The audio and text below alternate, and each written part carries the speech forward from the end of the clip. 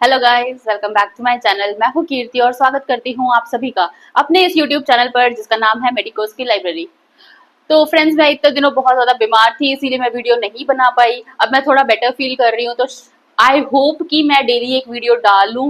मैं पूरी कोशिश करूँगी कि मैं डेली एक वीडियो डालूँ, पर हाँ, जैसे कि मेरा हेल्थ अलाउ करेगा मैं वैसे वैसे आपको वीडियोस पक्का अपलोड करती रहा करूँगी और नोट्स जो है वो सारे शॉर्ट्स के थ्रू आपको बताती रहा करूंगी।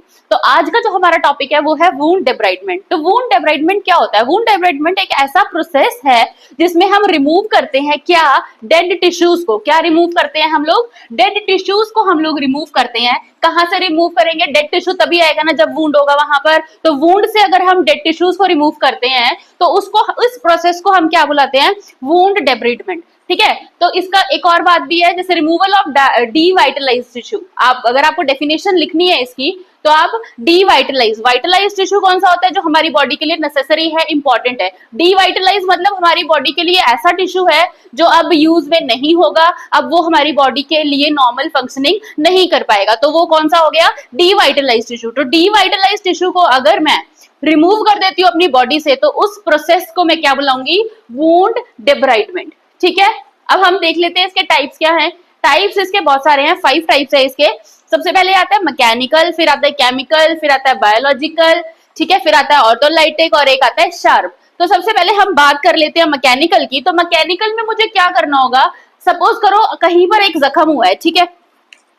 तो जब जख्म वहां पर हो गया है तो वहां से मुझे जो डेड टिश्यूज हैं उसको निकालना पड़ेगा, तभी वो मेरा वुंड हील कर पाएगा। ठीक है ना। तो मुझे उस वुंड को ठीक करने के लिए उसमें जो नेक्रोटिक सेल्स वहां पर है, नेक्रोटिक टिश्यूज जो वहां पर हैं, उन सबका मुझे रिमूव करना पड़ेगा। आपने देखा होगा छोटे से स्कैल्पेल से क्या करते हैं, पेशेंट का वुंड को क्लियर करना शुरू कर देते हैं। जो डेड टिश्यूज होते हैं उसको निकाल के रखना, साइड पे फेंकना शुरू कर देते हैं।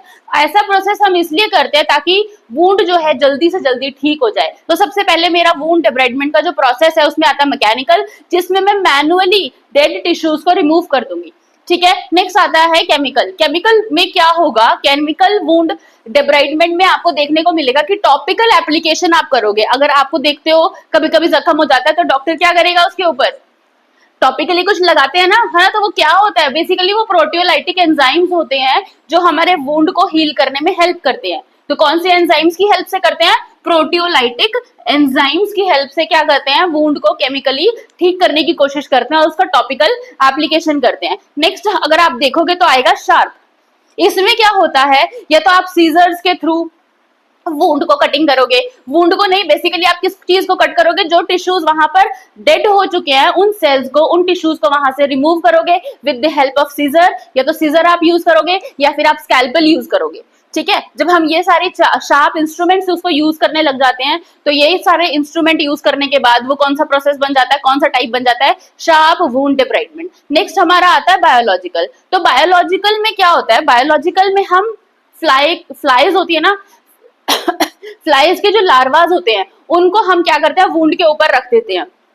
कौन से वुंड के ऊपर रख देते हैं? जो नेक्रोटिक टिश्यूज मेरा वहां पर है, नेक्रोटिक टिश्यूज के ऊपर क्या करेंगे? हम फ्लाइज को रख देंगे। फ्लाइज को रख देने के बाद क्या होगा? ऑटोमेटिकली वो जो डेड टिश्यूज है उसको क्या करेगी? वो खा लेगी उसको, है ना। ऐसे ही होता है। तो डेड टिश्यूज को वो खा लेगी तो आपका वुंड ऑटोमेटिकली हील हो जाएगा। ये बायोलॉजिकल है, इसको मैगॉट वुंड डेब्राइडमेंट भी बोलते हैं। 1 मार्क्स का क्वेश्चन है, पेपर में जरूर आ सकता है।